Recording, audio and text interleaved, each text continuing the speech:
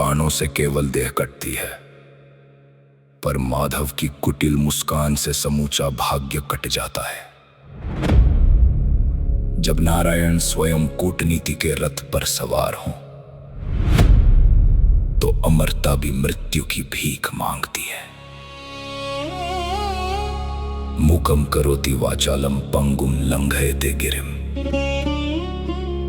यत्कृपातमहं वंदे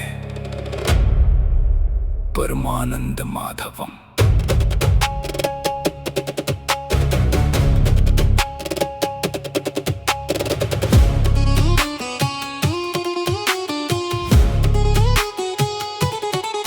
सूर्य अंश का वो अभेद्य कवच जो यमराज को भी डराता था, साक्षात मृत्यु का पाश भी उस दानवीर से घबराता था। पार्थ का गांडीव भी उस पर कोई प्रहार न कर पाता, बिना वो कुंडल कवच हरे कर्ण कभी न मर पाता। माधव ने रच बिसात भयंकर देवराज को विप्र बनाया, छीन लिया वो मृत्यु कवच और कर्ण को निर्बल कर आया। चमड़ी उधेड़ कर जब सूत पुत्र ने लहू का वो स्नान किया, भूमि में उतरने से पहले माधव ने ही प्राण लिया। बाण तो पार्थ ने मारा था, पर असली वत तो माधव का था। दान धर्म की उस आड़ में वासुदेव ने ही चक्रव्यूह रचा था।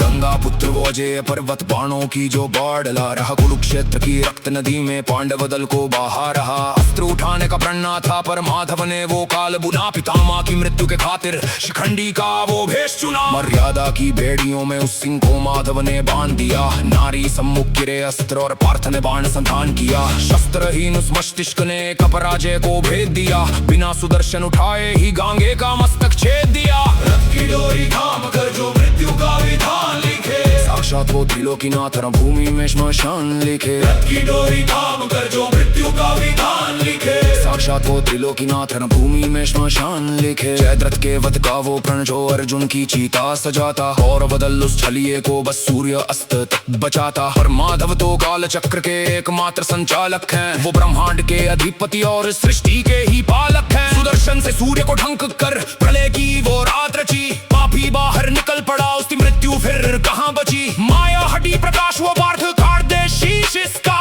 प्रकृति से खिलवाड़ किया वो परम प्रताप है वासुदेव का। साक्षात वो त्रिलोकीनाथ भूमि में श्मशान लेखे। साक्षात वो त्रिलोकीनाथ भूमि में श्मशान लेखे।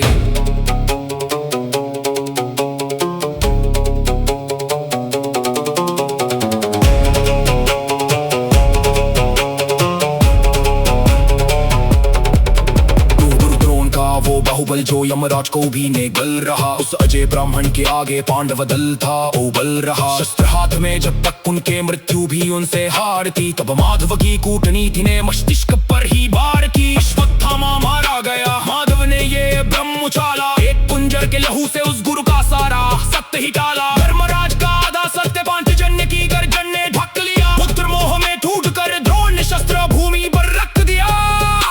अस्त्रों से जो कट ना सका उसे छलावे से ही काट दिया। नारायण ने एक शब्द से उस महापर्वत को बांट दिया।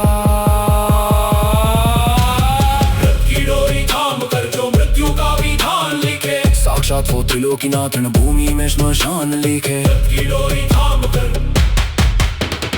गदा युद्ध में दुर्योधन का देह हुआ था वज्र सा। गांधारी की दृष्टि गड़ा वो अभेद्य एक अस्त्र सा। विकोदर के वार विफल और मृत्यु सर पे नाच उठी।